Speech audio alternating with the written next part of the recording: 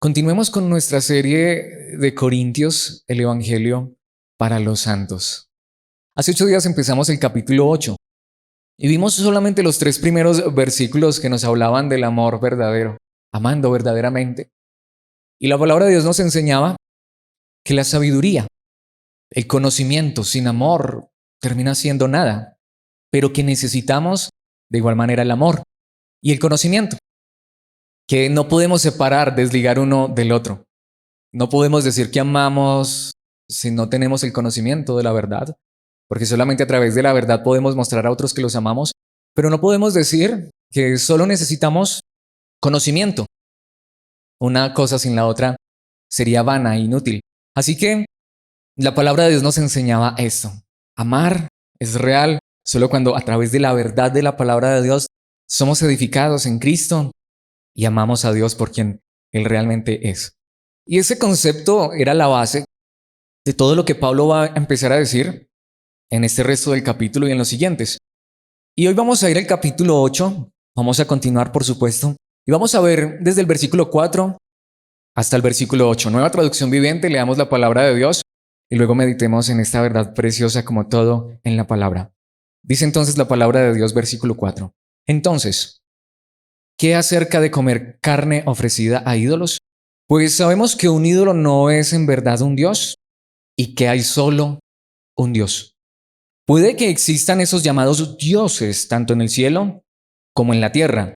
Y algunas personas de hecho rinden culto a muchos dioses y a muchos señores. Pero para nosotros hay un Dios, el Padre, por quien todas las cosas fueron creadas y para quien vivimos. Y hay un Señor, Jesucristo, por medio de quien todas las cosas fueron creadas y por medio de quien vivimos. Sin embargo, no todos los creyentes saben esto. Algunos están acostumbrados a pensar que los ídolos son reales.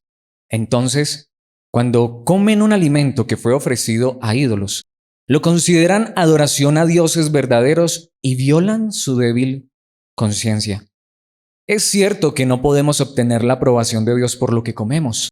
No perdemos nada si no lo comemos y no ganamos nada si lo comemos. Esta es la palabra de Dios y este es el pasaje que vamos a estar estudiando. Aquí Pablo sigue con la idea de los ídolos, pero creo que allí nos va a enfatizar mucho más esa verdad que veíamos hace 8 días. Y precisamente por eso en esta hora le he puesto esta enseñanza, obediencia verdadera. Obediencia verdadera. Este pasaje que acabamos de leer para muchas personas es muy controversial. Este pasaje que acabamos de leer para muchas personas es complejo, es difícil, porque a veces pienso que cuando sacamos los versículos de su contexto es cuando ocurren ese tipo de cosas. Por eso es necesario que veamos la verdad de la palabra de Dios de manera sistemática y entender que lo que aquí la palabra de Dios nos está enseñando está estrechamente conectado con lo que ya vimos. ¿Por qué es esto tan importante? Por lo que les acabo de decir, porque muchas personas han visto este pasaje hasta como un pasaje, podría decirlo, tan crítico y tan controversial, por el cual muchos se han dividido. Hasta puede ser que muchos hayan muerto. De hecho, quiero hacerlo en esta introducción. Hubo una época en la historia de la iglesia, quizá muchos la conozcan, donde los cristianos estaban dispuestos a entregar su vida por Cristo Jesús, por su verdad. Y al principio, por allá, a finales del siglo I, principios del siglo II, quizá muchos conocemos que los cristianos empezaron a ser perseguidos y se empezó a darles muerte precisamente a causa de su fe. Entonces, las personas estaban dispuestas, los cristianos estaban dispuestos a entregar su vida por la verdad. Pero es curioso porque llegó un momento en la historia que entonces quien no estaba dispuesto a entregar su vida por la verdad, no lo consideraban cristiano. Y esto nos lleva quizá a pensar algo que sucedió particularmente en el siglo XVI. Voy a dar un hecho histórico, aunque no voy a dar nombres. Curiosamente, en el siglo XVI ocurrió algo muy interesante. Un hombre se cree que a la luz de la palabra de Dios estaba equivocado en su pensamiento. Doctrinalmente estaba errado. Pero otro hombre que se cree que a la luz de la palabra de Dios estaba en lo correcto, participó, estuvo de acuerdo en que mataran al que estaba equivocado. De ahí que entonces hay muchas personas que dicen sí ve. Entonces, ¿realmente de qué sirve tener la verdad? De hecho, hasta hay personas que han pensado que el que estuvo dispuesto a morir era el que tenía la verdad, porque ya sabes, estuvo dispuesto a morir y el que sí tenía la verdad estaba equivocado porque mató al otro. Pero ahí es donde nos confundimos, porque recordemos, mis hermanos, necesitamos tanto la verdad como el amor. ¿A qué estamos yendo con esta introducción? De nada me sirve tener el conocimiento correcto en mi cabeza si no llega hasta mi corazón. Eso no significa que si yo tengo el conocimiento correcto, pero actúo mal, entonces la verdad está equivocada. El que está equivocado, el que está mal soy yo, no la verdad. Por el contrario, si yo estoy equivocado, por mucho que yo dé besos y abrazos, por mucho que yo pretenda supuestamente amar a las personas, eso no significa que yo tengo la verdad en sí misma. Entonces, allá en el siglo XVI, el que estuvo dispuesto a morir por su error no tenía la verdad. Qué pesar que murió en su error y estuvo dispuesto a entregar su vida por su error. Al igual que el que estaba en la verdad, no estaba equivocado sencillamente porque participó en el asesinato del otro, sino que debemos entender que el amor verdadero y la verdad de la palabra de Dios nos deben llevar en consecuencia, como es el título de esta enseñanza, a una obediencia verdadera. Si no, eso significa que aunque tengamos la verdad en nuestra cabeza, esa verdad no ha llegado hasta nuestro corazón. Y esto es lo que a veces pienso que complica tanto las cosas referente al cristianismo. ¿Debe el cristiano obedecer? Sí, claro. Pero ¿cómo es que obedecemos? ¿Por qué es que obedecemos? ¿Cómo podemos llegar a una obediencia verdadera? Creo que eso es lo que el apóstol Pablo nos quiere enseñar allí. Así que vamos a ver esta verdad en dos puntos. Y el primer punto que quiero que veamos está en los versículos 4 al 6 y le he puesto viviendo para Cristo. Aquí es donde es interesante lo que digo. Hay muchas personas que dicen que están dispuestas a morir por la verdad, que están dispuestas a morir por Dios. Pero la esencia del cristianismo es que debemos estar dispuestos a vivir para Él. A vivir para Él. No soy mejor, no soy más cristiano, no estoy más en la verdad. Si estuviera dispuesto a entregar mi vida por una verdad, que hasta sería una mentira. No tiene sentido. Sí, hay muchos pasajes que nos dicen que debemos tomar nuestra cruz y seguir a Cristo. Pero si uno entiende el contexto correctamente, allí Jesucristo no nos está invitando a morir físicamente, porque Él fue el que murió en la cruz. Allí Él nos está invitando a morir a nosotros mismos, a negarnos a nosotros mismos. Entonces, mis hermanos, no, lo que nos hace verdaderos cristianos no es estar dispuestos a hacer un sacrificio por Dios. Él ya hizo el sacrificio por nosotros. Al contrario, es a querer vivir en esta vida, en esta tierra, obedeciendo a Él, viviendo para Él, precisamente viviendo para Cristo. Que aquí es donde voy. Esta para mí es la esencia del cristianismo. De nada sirve que diga que soy cristiano. De nada sirve que diga que tengo la verdad. A veces las iglesias nos peleamos por eso. ¿Cuál tiene la verdad? ¿De qué nos sirve pelearnos por eso? ¿De qué nos sirve dividirnos por eso? ¿De qué nos sirve nuevamente hasta estar dispuestos a entregar nuestra vida por ello? Saben, el cristianismo verdadero se fundamenta en vivir para Cristo, en vivir obedeciendo a Cristo. Vivo para Él. Quiero exaltarlo, honrarlo a Él. Veamos esto en los primeros versículos que acabamos de leer, 4, 5 y 6 de 1 Corintios, capítulo 8. Dice el versículo 4, entonces, ¿qué acerca de comer carne ofrecida a ídolos? Este tema lo empezó Pablo en la sección anterior que vimos hace 8 días. Aquí va a empezar a redondear esta idea. ¿Qué dice Pablo? Pues sabemos que un ídolo no es en verdad un Dios y que hay solo un Dios. Lo primero que dice la palabra de Dios, pues para nosotros, que por la gracia de Dios, Él nos ha sacado de la idolatría, nosotros sabemos que un ídolo no es nada y que hay solo un Dios. Pero la pregunta es, ¿qué significa eso? ¿Significa eso que entonces voy a venir a hablar mal? ¿Voy a venir a ofender a los que todavía adoran ídolos? No, que ese conocimiento, como lo veíamos ya en la sección anterior, nos lleve a amar y a querer enseñar a las personas. ¿Saben por qué? Porque dice el versículo 5, y es una verdad muy interesante. Puede que existan esos llamados dioses, entre comillas, tanto en el cielo como en la tierra. Y algunas personas, de hecho, rinden culto a muchos dioses y a muchos señores.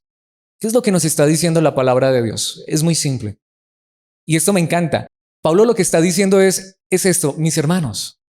Hay muchas personas que creen que eso que tú y yo sabemos que son ídolos, que solamente son un pedazo de madera, de metal, de hierro, de yeso, pero para muchos ellos creen que son dioses.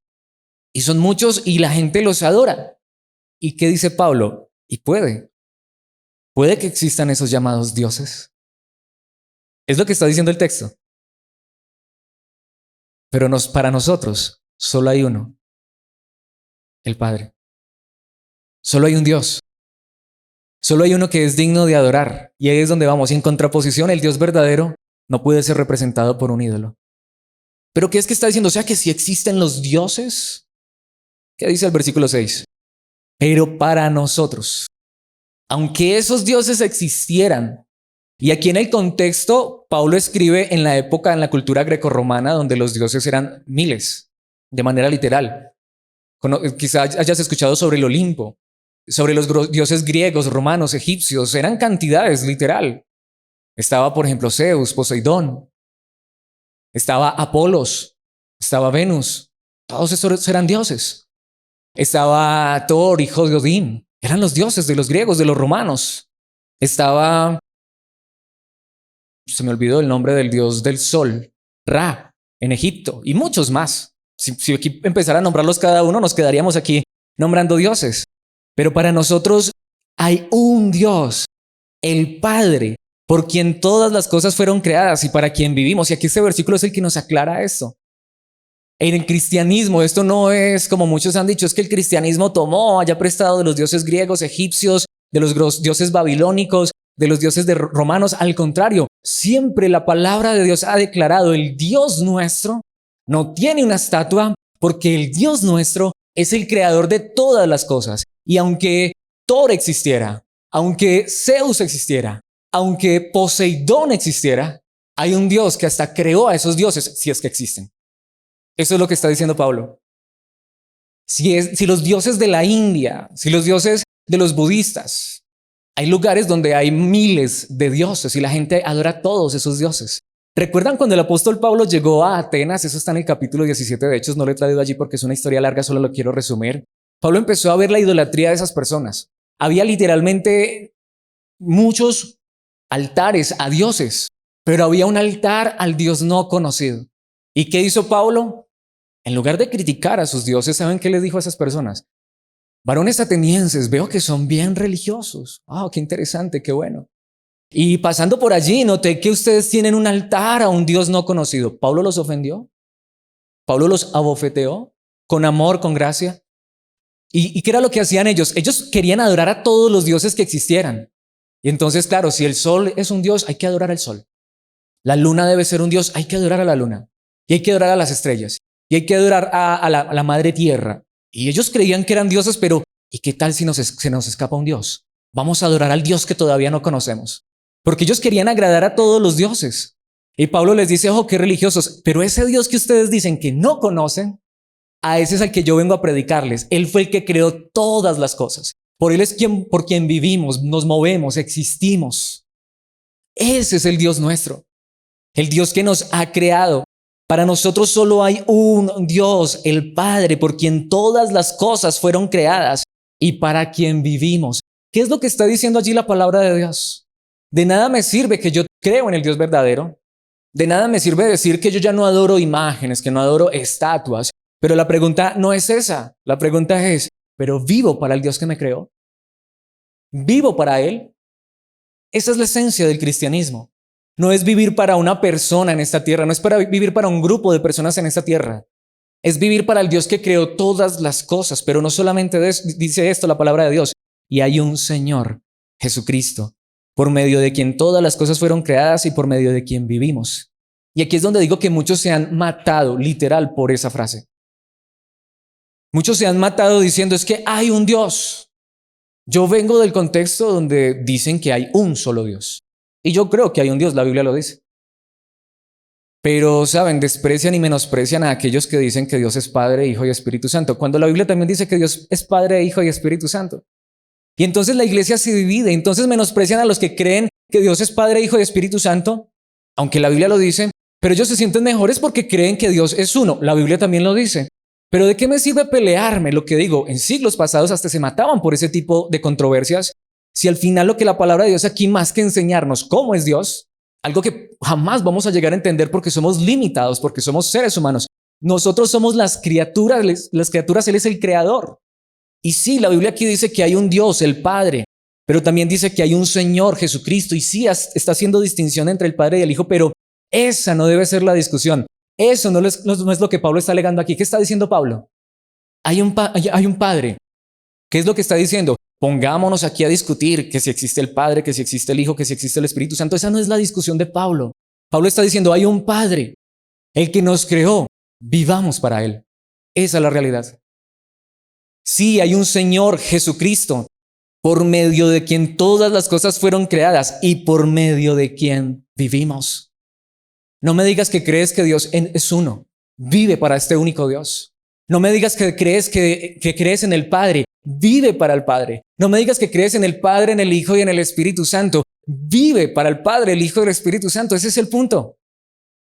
Al final, eso no es la controversia. No nos dividamos por esas cosas. Claro, hay muchos que dicen, es que si tú no crees esto, no eres hijo de Dios, no eres salvo. Mira, yo no soy salvo por cuanto sé, aunque debemos enfatizar. La verdad es crucial. Debemos conocer la verdad. Debemos predicar la verdad. Pero este pasaje no está para que nos dividamos por eso, porque Pablo aquí no está aclarando eso. Pablo simplemente está diciendo, sí, hay un Padre, es por Él por quien vivimos, pero para Él es a quien debemos vivir. Sí, hay un Señor, y aquí es interesante. Aquí quiero redondear esta idea porque es tan preciosa. Y hay un Señor, hay un Dios, el Padre, pero hay un Señor. Aquí la palabra Señor no es como en el contexto nuestro. Aquí tenemos que trasladarnos 2000 años atrás. En la época en que Pablo escribe esto, Señor era un título de divinidad. Por eso es que muchos dicen, mire, hay un Dios, el Padre. Jesucristo no es Dios. Es Señor, pero Dios no. Es curioso. ¿Saben? ¿Quieren que les diga una cosa? Precisamente esta palabra aquí, Señor, en griego es Kurios o Kyrios, dependiendo cómo lo quieras pronunciar. Pero lo más interesante es que es la misma palabra que en el Antiguo Testamento se utilizaba para Yahweh o Jehová, que es como se conoce más. Si nosotros hiciéramos una transliteración de este versículo con ese pensamiento en mente, tendríamos que decir, hay un Dios, el Padre, por quien todas las cosas fueron creadas y para quien vivimos.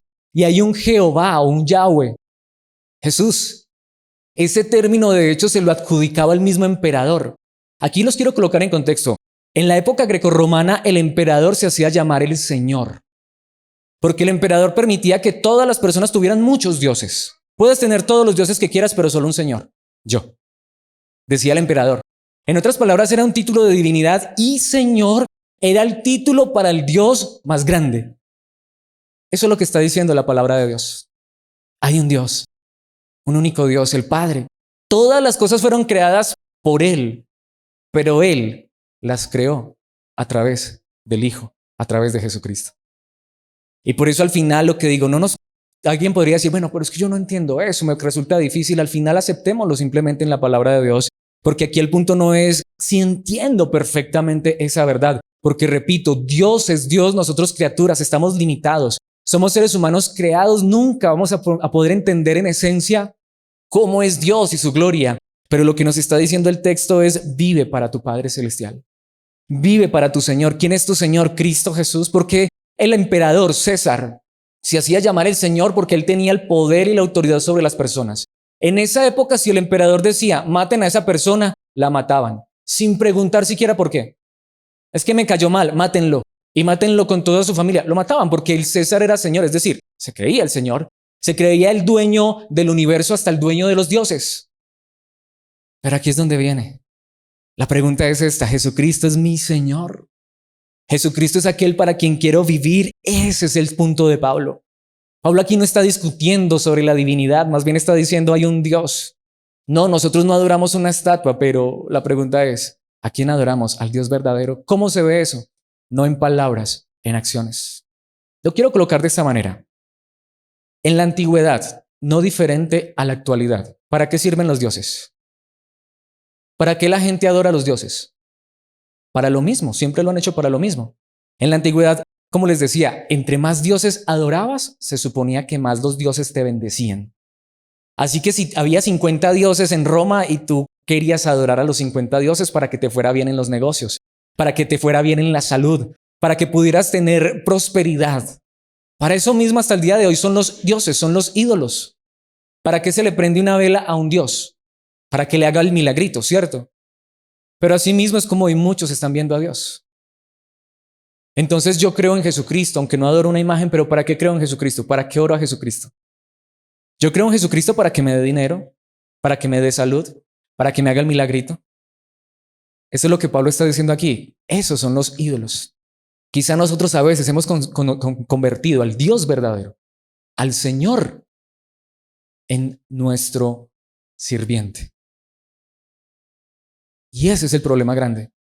Hay muchos que están mostrando a un Jesucristo así, que nada se parece al ídolo. Perdón, que nada se diferencia del ídolo. ¿Por qué? Porque vuelvo y digo, es como si sencillamente hubiéramos cambiado de ídolo. Antes aquí me postraba y prendía la vela al ídolo para que me diera salud.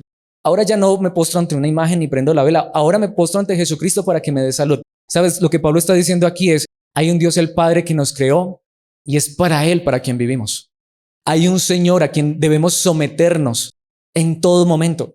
Nosotros no le decimos a Él lo que hace. Somos nosotros los que le decimos, aquí estamos, nos sometemos a tu voluntad. Queremos vivir para ti. Esa es la vida cristiana. Quizá yo no haya cambiado realmente la idolatría. Solo cambié de tótem, de ícono, de imagen. Porque, ¿qué dice la palabra de Dios? Santiago capítulo 2, versículos 19 y 20. Tú dices tener fe porque crees que hay un solo Dios. Bien hecho. Y perdón, no soy yo, es la palabra, pero creo que aquí Santiago lo está diciendo de manera sarcástica. Aún los demonios lo creen y tiemblan aterrorizados. ¿Tú crees que Dios es uno? Mira, no te pongas a pelear por eso. ¡Qué bien! ¡Bravo! ¡Felicitaciones! ¿Sabes? Hay unos seres que conocen mejor a Dios que tú. Se llaman demonios. Pero por conocer a Dios como es, no dejan de ser malos. Porque ¿qué dice el versículo 20?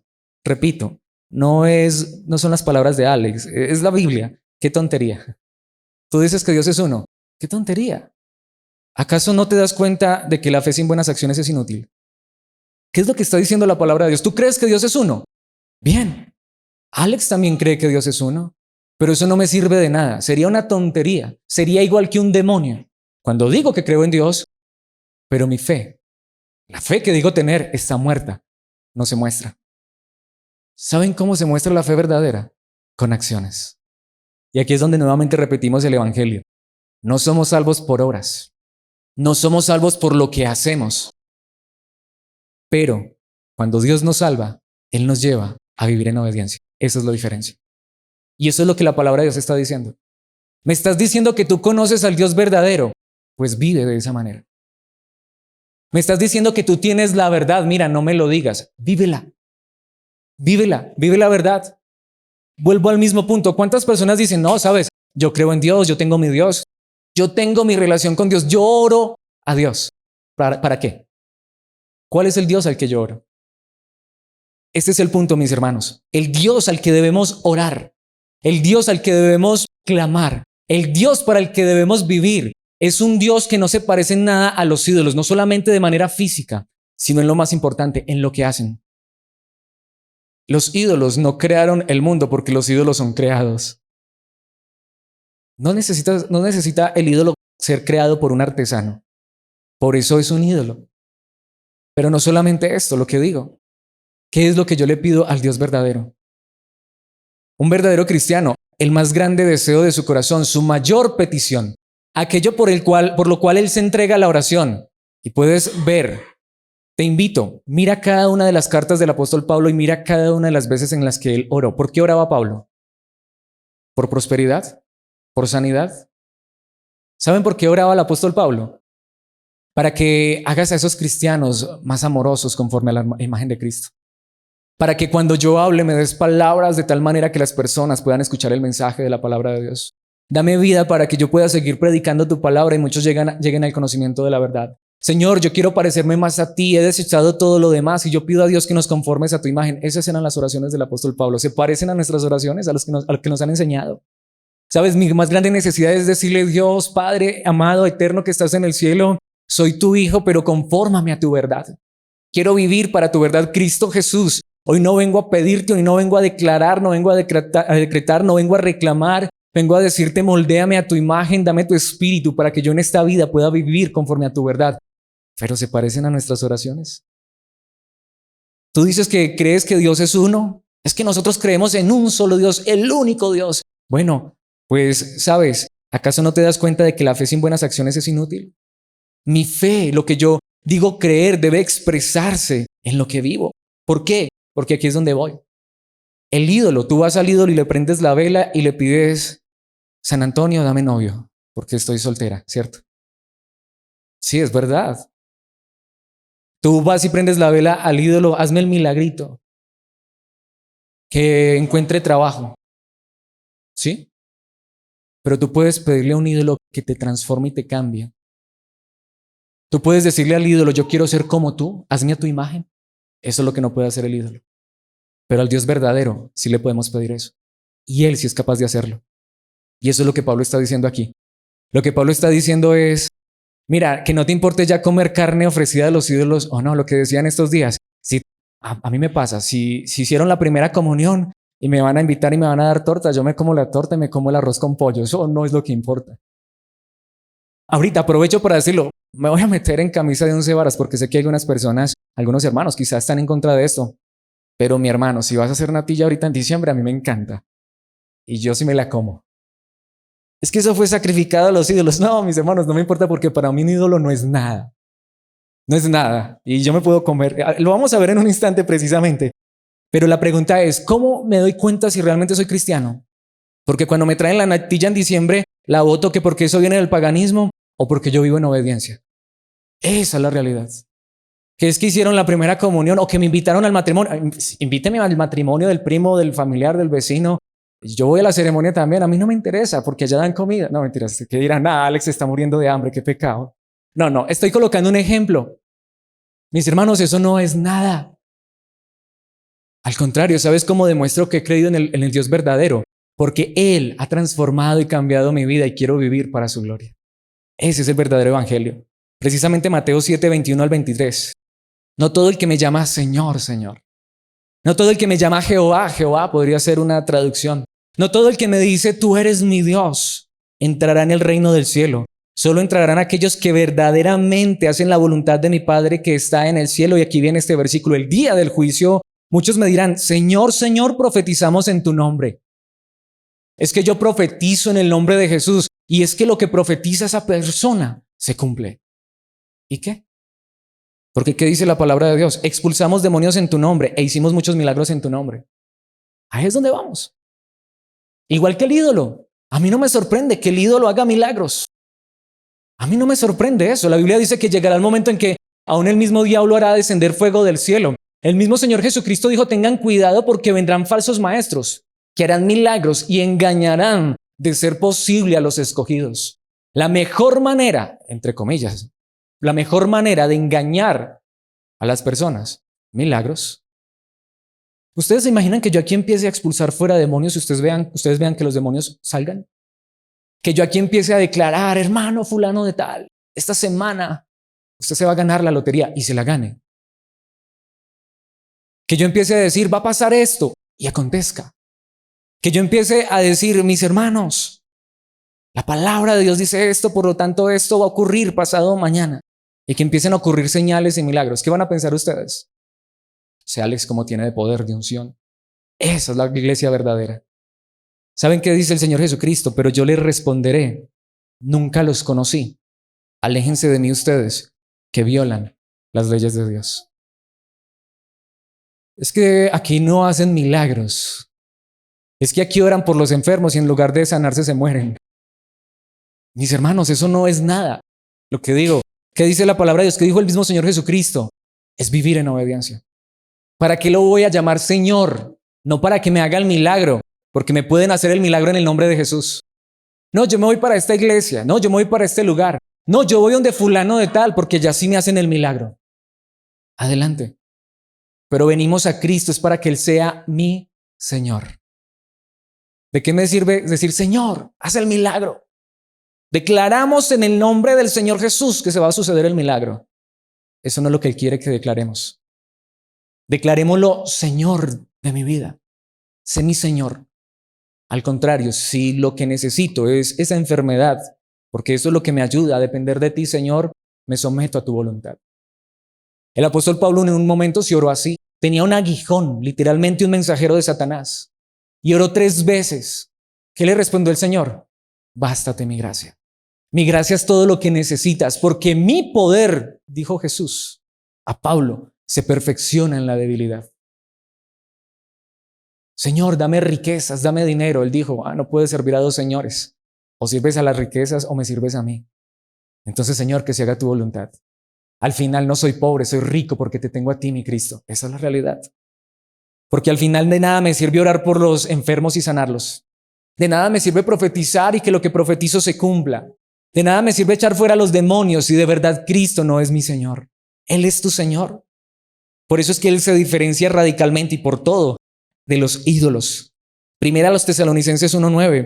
Pues no dejan de hablar de la maravillosa bienvenida que ustedes nos dieron y de cómo se apartaron de los ídolos para servir al Dios vivo y verdadero. Los coloco en contexto. Pablo envía esta carta a los tesalonicenses y dice, me encanta, me alegra tanto porque los macedonios no dejan de hablar de cómo ustedes nos recibieron y cómo ustedes se apartaron de los ídolos para servir al Dios verdadero. Los quiero colocar en contexto. ¿Saben qué estaba pasando con los tesalonicenses? Los estaban expropiando. ¿Saben lo que eso significa? Los estaban sacando de sus casas, de sus territorios. Pablo fue y le predicó a los de Tesalónica y recuerdan que ellos recibieron la palabra de Dios con gozo. Algunos, pero otros sacaron a Pablo corriendo. Y esos que sacaron a Pablo corriendo, ahora sacaron corriendo también a los que creyeron en Cristo Jesús. Y ¿saben qué es lo interesante? Estos nuevos creyentes no les importó. Los echaron de su patria. Los echaron sin nada. Pero ellos donde iban por la persecución, donde iban despojados de sus bienes, predicaban de la palabra de Dios. Y Pablo dice, ahora llego a lugares donde me hablan de la fe de ustedes, porque ustedes se apartaron de los ídolos para seguir al Dios verdadero. ¿Saben qué hizo el Dios verdadero en esas personas? Aún permitió que les quitaran las cosas materiales, pero también les quitó los ídolos del corazón y ahora creían en el único Dios. Por eso no es creer en Dios para que Él me devuelva la salud. Por eso no es creer en Dios para que Él me devuelva los bienes materiales. Es creer en un Dios que es tan poderoso, que es capaz de transformar y cambiar la vida, los corazones de las personas, de tal manera que queramos vivir para Él, sea que tengamos algo en esta tierra o no lo tengamos. Porque al final lo que tenemos está en la eternidad y se llama vida eterna por Cristo Jesús. Juan 17:3, y la manera de tener vida eterna, esta es la manera, es conocerte a ti, esto lo dijo el Señor Jesucristo mismo, el único Dios verdadero, y a Jesucristo, a quien tú enviaste a la tierra. ¿Tienes a Dios por Padre? ¿Cómo se vería un hijo de Dios? Miremos al Hijo de Dios que vino a esta tierra. ¿Qué acaso Él caminaba en carruajes de oro? ¿Qué acaso Él tenía abundancia? No, pero física, pero sí que tenía abundancia. Él dijo, yo vengo a darles una vida abundante, vida eterna. Él fue a dar vida eterna. Las cosas materiales son pasajeras, Él mismo las llamó añadiduras. Si Dios te ha dado añadiduras, disfrútalas. Pero que tu gozo, que tu alegría y que tu verdad sea tener a Cristo por Señor de tu vida, guiándote a una vida de obediencia. Efesios capítulo 2, versículos 4 y 5. Pero Dios es tan rico. ¿Crees que en un Dios rico, crees que Dios es rico? ¿Dios es rico en qué? En misericordia. Y nos amó tanto. Esta es la riqueza de Dios, que a pesar de que estábamos muertos por causa de nuestros pecados, nos dio vida cuando levantó a Cristo de los muertos. Es solo por la gracia de Dios que ustedes han sido salvados. Tú puedes decir que realmente crees en un Dios rico, pero no porque te da cosas en esta vida, sino porque te ha dado lo más grande. Recordemos, ¿qué dice el apóstol Pablo en Corintios? Tenemos a un Dios, el Padre, por quien fueron creadas todas las cosas, para quien vivimos. Pero ¿saben cuál es la verdad del Evangelio? Porque hay quienes dicen esto. Todos somos criaturas de Dios. Es verdad, entre comillas. ¿Por qué digo entre comillas? Porque no es suficiente que seamos criaturas de Dios. Porque aunque fuéramos criaturas de Dios, y lo somos, ¿saben qué dice la palabra de Dios? Allí mismo en Efesios, pero el versículo 10 del mismo capítulo 2. Pues somos la obra maestra de Dios. Él nos creó de nuevo en Cristo Jesús. Sí, Dios me creó en el vientre de mi madre, pero lo que es nacido de la carne, carne es. Yo necesito que Dios me cree de nuevo, dentro, interiormente. Es que ese dice que es cristiano, es que ese va a la iglesia, es que ese tiene cargo en la iglesia, es que ese es pastor. Eso no hace a nadie cristiano. Lo que hace a alguien hijo de Dios no es ser criatura física, aunque venimos de Él, porque Él creó al primer hombre y a la primera mujer del polvo de la tierra. Lo que necesitamos es que Él tome este barro, este vaso de barro que se quebró y lo forme de nuevo en Cristo Jesús nuestro Señor. Ese es el Evangelio, esa es la verdad, eso es ser cristiano. Y eso es lo que Pablo está diciendo. No me digas que Dios es uno. No empecemos a pelear si hay Padre, Hijo y Espíritu Santo. Eso es lo que dice la Biblia, aceptémoslo y ya. La pregunta es, este Dios que es uno, glorioso, no se parece en nada a ningún otro Dios, aunque existiera, te ha transformado y te ha cambiado. Te ha hecho una nueva criatura. Te está moldeando a la imagen de Cristo Jesús. Eso es lo que importa. Y si tú crees que Dios es uno, maravilloso, pero quisiera que mostraras esa verdad de ese único Dios en tu vida, este Dios que te transforma. Tú crees que Dios es Padre, Hijo, Espíritu Santo, mucho mejor. Yo también lo creo. El Padre envió a su Hijo, ¿a qué? No para que peleemos por eso, sino para que a través del Hijo tengamos vida eterna y a través de su Espíritu seamos conformados a la imagen del Hijo. Es simple, eso es lo que la Biblia enseña. La Biblia no va más allá porque no necesitamos ir más allá. Esto me lleva precisamente a mi segundo punto, porque aquí es donde nuevamente tenemos que aclarar que solo podemos obedecer verdaderamente, en segundo lugar, descansando en Cristo. Descansando en Cristo. Y esto lo vamos a ver particularmente en los versículos 7 y 8. ¿Por qué? Porque a la vez, aunque la palabra de Dios dice, tu fe debe mostrarse en acciones, en buenas obras, a la vez nunca vamos a poder verdaderamente obedecer si no descansamos en Cristo. ¿Y a qué me refiero? Mejor, veamos lo que la palabra de Dios dice, versículo 7. Sin embargo, no todos los creyentes saben esto. Algunos están acostumbrados a pensar que los ídolos son reales. Entonces, cuando comen un alimento que fue ofrecido a ídolos, lo consideran adoración a dioses verdaderos y violan su débil conciencia. Y allí es donde vamos. Voy a colocar otra vez otro ejemplo que es muy contextualizado en este momento, muy a la época que estamos viviendo. Estamos a escasas 2 semanas de entrar a diciembre. Y tú tienes muchos cristianos que para ellos, por ejemplo, celebrar Navidad, ¿qué tal? Eso es pecado rotundo. ¿Sí? ¿Qué es lo interesante? Los que empezaron a celebrar la Navidad fueron los cristianos realmente. Pero aquí es donde voy. Hay personas que creen que si celebran la Navidad que están pecando. Hay cristianos verdaderos. ¿Qué dice la palabra de Dios? Está bien, no lo hagas.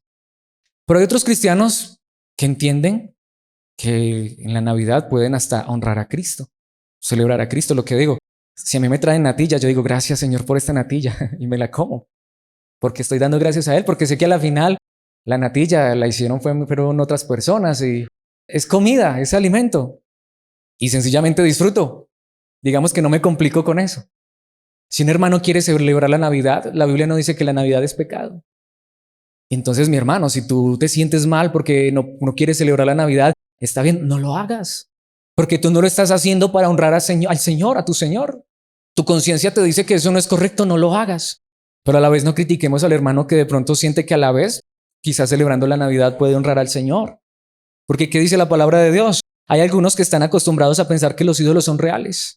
Entonces, cuando comen un alimento que fue ofrecido a ídolos, podríamos aquí traducirlo, contextualizarlo, o si celebran la Navidad, ellos consideran adoración a dioses verdaderos y violan su débil conciencia. Pero aquí viene el versículo 8. Es cierto que no podemos obtener la aprobación de Dios por lo que comemos. No perdemos nada si no lo comemos y no ganamos nada si lo comemos. Porque ¿en dónde está la aprobación que Dios nos ha dado? En lo que tú y yo hacemos. ¿Ustedes creen que Dios me va a llevar al cielo si no como natilla en diciembre? ¿O que me va a enviar al infierno porque como natilla en diciembre? ¿Ustedes creen que... ¿Dónde está la aprobación de Alex? Pero aquí es claro, quiero aclarar y lo quiero decir con gracia. Pero a muchos de nosotros nos enseñaron que la aprobación nuestra estaba en esas cosas. Nos enseñaron que la aprobación nuestra estaba en no comer morcilla. Nos enseñaron que la aprobación nuestra estaba en no celebrar Navidad, en no prender las luces el 8 de diciembre. Nos enseñaron que la aprobación nuestra está en cómo nos vestimos, que la aprobación nuestra está en nuestros sacrificios. ¿Saben qué dice la palabra de Dios? No, por eso no es que Dios nos aprueba. Dios nos ha aprobado, porque en esa cruz Cristo murió para salvarnos. Por eso es que Dios nos aprueba. Y a la final, ¿qué es lo que dice la palabra de Dios? No perdemos nada si no lo comemos. Si te invitan al matrimonio y no vas, pues no pierdes nada. Lo único que diría, de pronto ahí le diría a Pablo, bueno, si pierden algo, se pierden la torta, se pierden la natilla. Y está bien, y si para ti está mal, pues no lo hagas, pero ¿Quieres que te diga algo a la luz de la palabra de Dios? Eso no te hace más aprobado por Dios o menos aprobado por Dios. Sencillamente debería ser algo que entonces tú haces a manera de conciencia. Eso es lo que me encanta. Esta es la libertad cristiana. Es lo que he dicho. Hay muchas personas que me dicen eso. Hay hermanas aquí que no se colocan aritos. ¡Qué bien! Es la decisión de la hermana. Hay otras hermanas que le gustan los aritos. En la Biblia en ninguna parte dice que usar aritos es pecado. ¿Cómo que no? Es que la Virgen no usaba aritos. ¿Y cómo sabes tú que la Virgen no usaba aritos? Ah, si ves que te pareces al idólatra. ¿Tienes tú una foto de la Virgen? ¿Cómo sabes que no usaba aritos? Es que nosotros nos parecemos a la Virgen en cómo nos vestimos. ¿Y cómo se vestía la Virgen? ¿Tienes tú una foto de la Virgen? Y no estoy diciendo que la Virgen era inmoral, pero en ninguna parte de la Biblia dice cómo se vestía la Virgen. ¿O sí? Ya. ¿De qué estoy seguro? Que se vestía como las mujeres de su época. ¿Por qué? Porque el Hijo de Dios se vistió como nosotros. Con barba, sandalias, túnica. Y eso que se quitaba la túnica para lavarle los pies a los discípulos. Simple. Mis hermanos, esa es la realidad. No peleemos por esas cosas, mejor vivamos para Dios. Digámosle, Señor, tú eres mi Dios, pero a la vez es donde voy. Porque ese es el problema. Nuevamente lo repito, mi hermano, si tú no quieres celebrar la Navidad porque crees que eso ofende a tu Señor, está bien, no lo hagas. Pero no creas que por eso es que te aprueba Dios y no desapruebes a tu hermano cuando él hace otra cosa que quizá tú no te sientes bien haciendo. Porque nuestra aprobación delante de Dios no viene por lo que tú y yo hacemos, sino por lo que Él hizo en esa cruz. Precisamente quiero que volvamos a Efesios, pero esta vez al capítulo 1, y he traído los versículos 4 al 6, particularmente en la traducción lenguaje actual, porque me encanta cómo lo dice. Desde antes de crear el mundo, Dios nos eligió por medio de Cristo para que fuéramos solo de Él y viviéramos sin pecado. Ese es el punto. ¿Para qué Dios nos eligió? Para que fuéramos solo de Él y viviéramos sin pecado. Dios nos amó tanto que decidió enviar a Jesucristo para adoptarnos como hijos suyos, pues así había pensado hacerlo desde un principio. ¿Sabes por qué tú y yo somos hijos de Dios?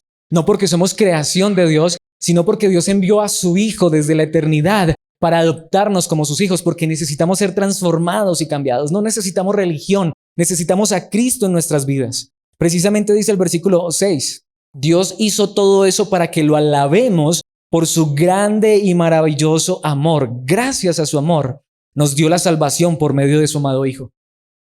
Ya soy salvo por Cristo. La salvación no está en mis manos. La salvación no está en comer natilla o no comer natilla. La salvación no está en colocarme aritos o no colocarme aritos. La salvación está en las manos de Cristo, quien extendió sus manos en una cruz para salvarnos. Él murió para salvarnos.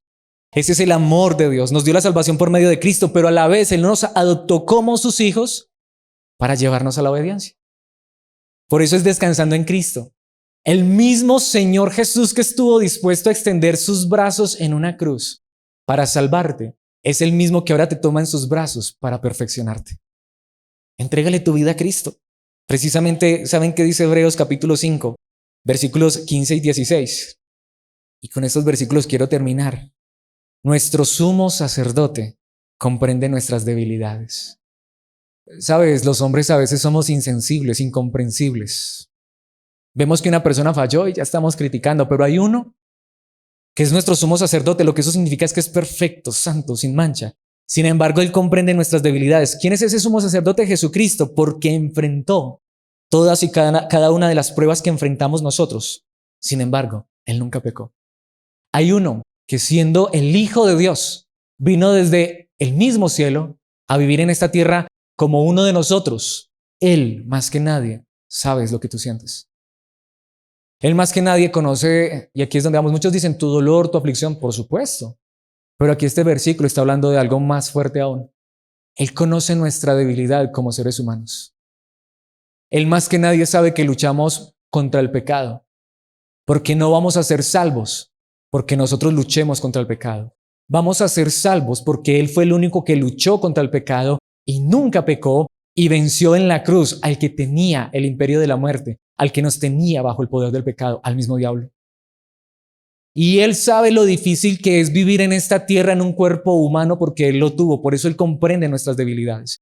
Y a diferencia de nosotros, Él es el único que nunca pecó. Aquí todos los que están conmigo, desde el más pequeño hasta el más grande, somos pecadores, pero la pregunta es, Te has arrojado a los brazos de Cristo para que Él te salve, pero también para que te cambie.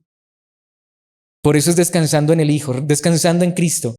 ¿Qué dice el versículo 16? Así que acerquémonos con toda confianza al trono de la gracia de nuestro Dios.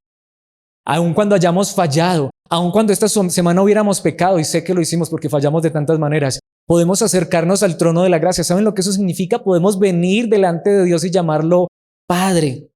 ¿Saben por qué? Allí recibiremos su misericordia y encontraremos la gracia que nos ayudará cuando más la necesitemos. ¿Cuándo es que tú necesitas más gracia? Cuando estás en debilidad. ¿Cuándo es que tú necesitas más a este sumo sacerdote? Aunque lo necesitamos cada día, a cada instante, a cada momento, a cada segundo, pero lo necesitamos más cuando venimos en debilidad diciéndole: Señor, soy un ser humano que fallo tantas veces, pero me arrojo a tu gracia. Y Él nos entiende, y no estoy diciendo aquí que está bien pecar, al contrario, por eso nos podemos acercar al trono de la gracia, porque hoy más que nunca nos damos cuenta de la miseria de nuestro pecado, de nuestra humanidad que todavía está viciada por el pecado, pero venimos a Cristo. De hecho, venimos al Padre a través del sumo sacerdote Cristo Jesús y nos acercamos al trono de la gracia entendiendo que el Hijo murió en esa cruz para que hoy podamos llamar a Dios nuestro Padre y estemos seguros en sus manos. Quisiera terminar esta enseñanza diciendo algo que puede ser que a algunos les sorprenda. ¿Alguna vez has escuchado la oración de fe? La famosa oración de fe. Hay algunos cristianos que no saben realmente qué es eso. Les quiero explicar qué es la oración de fe y por qué Alex va a hablar de esto, por qué va a concluir con esto. Es bien interesante. Para quienes ya conocen la oración de fe y para quienes no la conocen, se las quiero recordar. La oración de fe es un concepto que se inventaron algunos cristianos en el siglo pasado para decirle a una persona: mira, haz esta oración conmigo, repite estas palabras conmigo, porque si tú haces esta oración vas a ser salvo. Entonces le enseñan algo de la Biblia a las personas y después de enseñarles les dicen: mira, repite esta oración, cierra tus ojos y repite conmigo: Señor Jesús. Y la persona repite: Señor Jesús. Hoy reconozco que soy un pecador, y la persona repite, ¿cierto? Y hoy te entrego mi vida, mi corazón. Sé que tú muriste en la cruz del Calvario por mis pecados, así que te entrego mi vida. Sé tú mi Señor, sé tú mi Salvador, y de ahora en adelante quiero vivir solo para ti. En el nombre de Jesús, amén. ¿Hiciste la oración de fe? Eres salvo. No es verdad. No es verdad. Por eso hay muchas personas que dicen: yo un día hice la oración de fe. Hace como 10 años hice la oración de fe. Por eso soy salvo. Hasta hay personas tanto que lo que digo ahí es donde nos volvemos religiosos.